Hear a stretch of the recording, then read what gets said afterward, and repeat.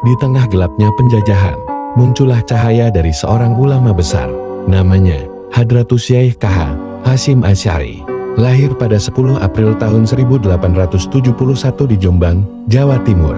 Beliau mendirikan pondok pesantren Tebuireng tahun 1899 yang menjadi pusat ilmu dan perlawanan terhadap penjajah.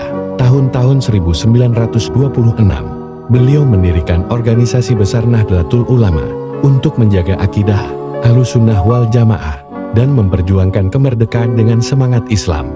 Tahun-tahun 1945, beliau mengeluarkan resolusi jihad, fatwa penting yang mendorong umat Islam berperang melawan penjajah. Fatwa inilah yang menjadi semangat dalam pertempuran 10 November di Surabaya.